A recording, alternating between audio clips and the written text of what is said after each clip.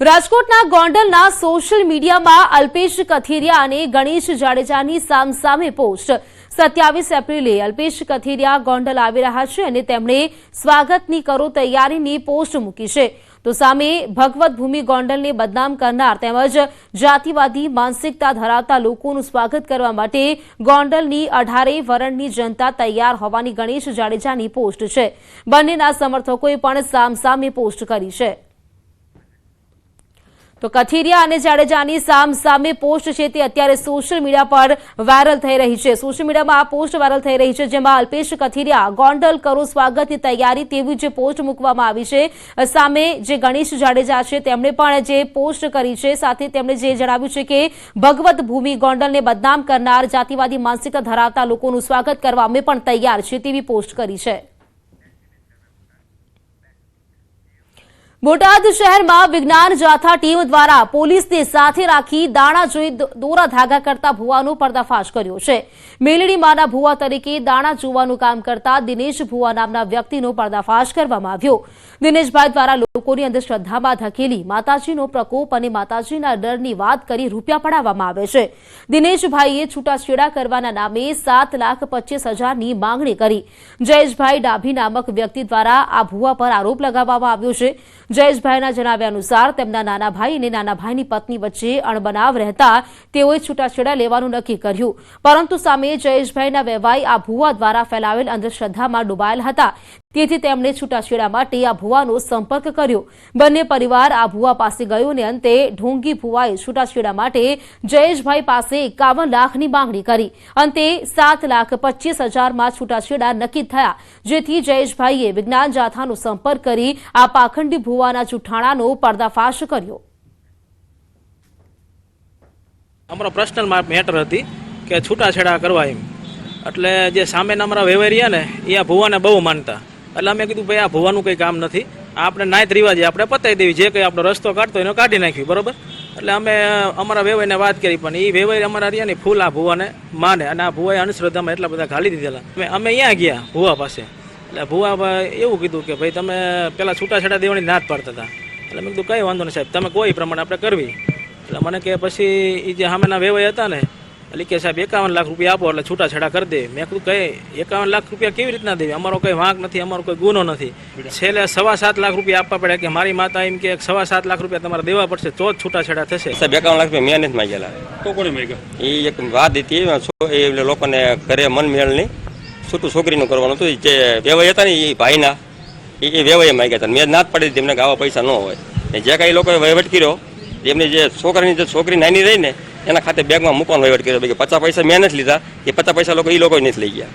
અગાઉ આવા કોઈ લોકો પાસેથી રૂપિયા લીધા કોઈ નહીં 50 પૈસા કોઈ નથી લીધેલા હજી સુધીમાં। ટાઉન પોલીસ સ્ટેશનની મદદથી આ પર્દાફાશ કર્યો છે અને આ ગૃહ રાજ્યમંત્રીની પોલીસના ઉચ્ચ અધિકારીઓ સાથે બેઠક વિડીયો કોન્ફરન્સથી સિનિયર અધિકારીઓ સાથે તેઓ સંવાદ કરશે। Surat CP ઓફિસથી Harsh Sanghavi video conference કરશે અને તેઓ સંવાદ કરવાના છે। પોલીસ સિનિયર અધિકારીઓ સાથે તેઓ સંવાદ કરશે। વિડીયો કોન્ફરન્સના માધ્યમથી આ બેઠક છે તે યોજાવાની છે। સુરત સીપી ઓફિસથી હર્ષ સંઘવી આ બેઠક કરશે। જાણકારી સાથે વધુ વિગત મેળવીશું। સંવાદદાતા કીર્તેશ અમારી સાથે જોડાઈ ગયા છે તેમની પાસેથી આ વિશે વધુ જાણકારી મેળવીશું। કીર્તેશ, વિડીયો કોન્ફરન્સના માધ્યમથી ગૃહ રાજ્યમંત્રી બેઠક કરવાના છે, કેવી ચર્ચાઓ આ બેઠકમાં થવાની છે?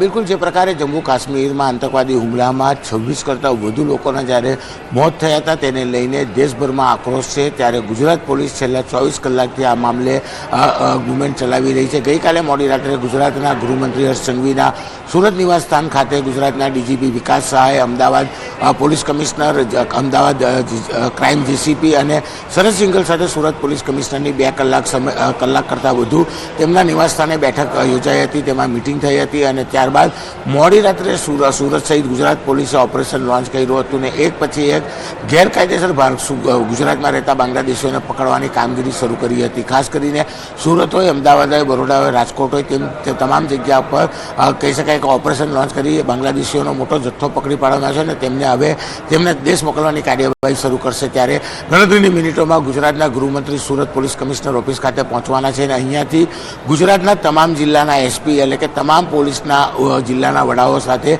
વિડીયો કોન્ફરન્સ કરીને એક સંવાદ કરવાના છે અને આગામી દિવસમાં કયા પ્રકારની કામગીરીને ખાસ કરીને જમ્મુ કાશ્મીરના હુમલા બાદ કઈ રીતે પેટ્રોલિંગ અને કઈ રીતે કામગીરી કરવી, કઈ રીતે પોલીસે એલર્ટ રહી બાંગ્લાદેશી હોય કે પાકિસ્તાનના નાગરિકો જે ગુજરાતમાં રહેતા હોય તે લોકોને તેમના દેશ મોકલવા બાબતોની ચર્ચા થાય તેવી શક્યતાઓ છે. ગણતરીની મિનિટોમાં Harsh Sanghavi Surat police commissioner office ખાતે પહોંચશે અને ત્યારબાદ આ વિડીયો કોન્ફરન્સ કરશે અને ત્યારબાદ ગુજરાતમાં જે પ્રકારે બાંગ્લાદેશી પકડવાનું એક ઓપરેશન લોન્ચ કરી બરોડા, અમદાવાદ, રાજકોટ, સુરત જે રીતે બાંગ્લાદેશીઓ મોટી સંખ્યામાં પકડાય છે તેને લઈને પણ એક પ્રેસ કોન્ફરન્સ કરવા જઈ રહ્યા છે.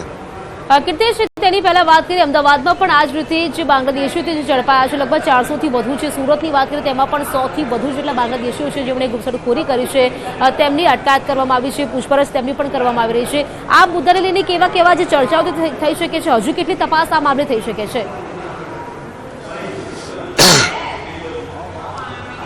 બિલકુલ, ગઈકાલે મેં પહેલાં જ કીધું એમ ગુજરાત રાજ્યના ગૃહમંત્રી હર્ષ સંઘવીના સુરત નિવાસ સ્થાને બેઠક યોજાઈ હતી અને આ બેઠકમાં સુરત, બરોડા, અમદાવાદ, રાજકોટ આ 4 સેન્ટરના પોલીસ કમિશનરો સાથેની આ બેઠક હતી અને તે પ્રકારે ગઈકાલે જે બેઠક થઈ છે બેઠક બાદ કહી શકાય કે બાંગ્લાદેશી સુરત અને અમદાવાદ પકડાયા હતા, પણ હવે આ ઓપરેશન તમામ જિલ્લા ખાતે લોન્ચ કરવામાં આવશે. પોલીસ કમિશનર ઓફિસે ગુજરાતના ગૃહમંત્રી ગણતરીની મિનિટોમાં પહોંચવાના છે, તમામ તૈયારી થઈ ગઈ છે. કેમેરામેનને કંઈ પાછળના દ્રશ્યો બતાવવાનો પ્રયાસ કરશે કે સુરત પોલીસ કમિશનર અનુપમસિંહ ગેહલોત ગુજરાત રાજ્યના ગૃહમંત્રીને લેવા પહોંચી ગયા છે મુખ્ય ગેટ ઉપર, કારણ કે ગુજરાત રાજ્યના ગૃહમંત્રી ગણતરીની મિનિટોમાં પહોંચશે અને જે પ્રકારે ગઈકાલે મોડી રાત્રે ગુજરાતના ડીજીપી વિકાસ સહાય, Surat police commissioner, Ahmedabad police commissioner, Ahmedabad JCB crime અને વિસરત સિંગલ એમ કુલ 4 થી 5 અધિકારીઓની જે બેઠક થઈ હતી આ બેઠકમાં સુરત, બરોડા, અમદાવાદ, રાજકોટ ખાતે જે ઓપરેશન કરવામાં આવ્યું છે અને તેમાં મોટી સંખ્યામાં જે રીતે બાંગ્લાદેશી પકડાયા છે, એટલે કે ગુજરાતના અલગ અલગ રાજ્યોમાં પણ કહી શકાય કે આ જ પ્રકારે બાંગ્લાદેશીઓ રહેતા હોય છે, જેને લઈને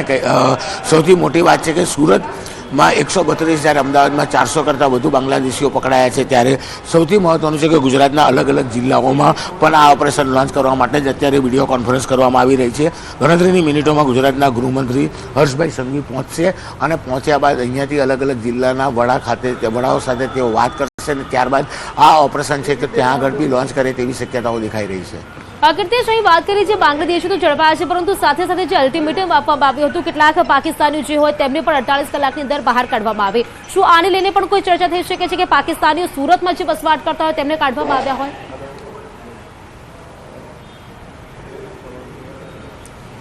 બિલકુલ, જે પ્રકારે કહી શકાય જમ્મુ કાશ્મીરના હુમલા બાદ ગુજરાત પોલીસ એક્ટિવ મોડમાં આવી છે ત્યારે ચોક્કસ કહી શકાય કે જે પ્રકારે ગુજરાતમાં રહેતા પાકિસ્તાન નાગરિકોને 48 કલાકમાં ગુજરાત છોડી દેવાના કે દેશ છોડી દેવાના આદેશ આપવામાં આવ્યા હતા. તે જ પ્રકારે બાંગ્લાદેશીઓ છે તે કે ગેરકાયદેસર બોર્ડર ક્રોસ કરતા હોય અથવા તો નકલી ડોક્યુમેન્ટ્સના આધારે તેઓ ભારતમાં આવીને વસતા હોય છે, ગુજરાતમાં આવીને વસતા હોય છે, તેઓને પણ પકડી હવે તેમના દેશ મોકલવા માટેની ગતિવિધિ શરૂ કરી છે. એટલે કે કહી શકાય કે ગુજરાત પોલીસ જે રીતે એક્ટિવ થઈ છે, ગઈકાલે જે મિટિંગ થઈ હતી તેમાં 4 મહાનગરો સુરત, બરોડા, અમદાવાદ, રાજકોટના અધિકારીઓ હતા અને તેમની સાથે ડિસ્કસ થયા બાદ આ ઓપરેશન આખી રાત ચાલ્યા છે અને આ ઓપરેશન હવે ગુજરાતના એક જિલ્લામાં થાય તેને લઈને આ વિડીયો કોન્ફરન્સ ચાલી રહી છે. દ્રશ્ય સીધા જોઈ શકાય છે, પોલીસ કમિશનર છે અને કહી શકાય સુરત ક્રાઇમ જેસીપી અહીંયા ઊભા છે. ગણતરીની મિનિટોમાં ગુજરાતના ગૃહમંત્રી હર્ષ સંઘવી સુરત પોલીસ કમિશનર ઓફિસે પહોંચશે અને ત્યારબાદ વિડીયો કોન્ફરન્સથી અલગ અલગ જિલ્લાના તમામ એસપીઓ સાથે વાત કરશે અને ચર્ચામાં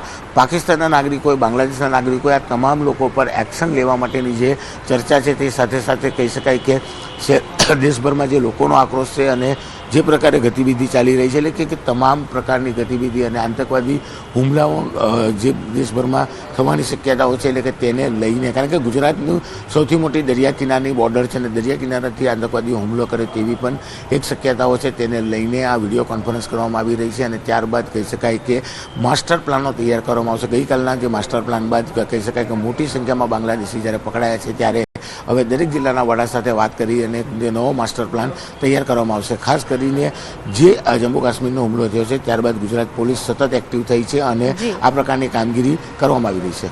બિલકુલ કીર્તેશ, આભાર આપનું જાણકારી આપવા માટે.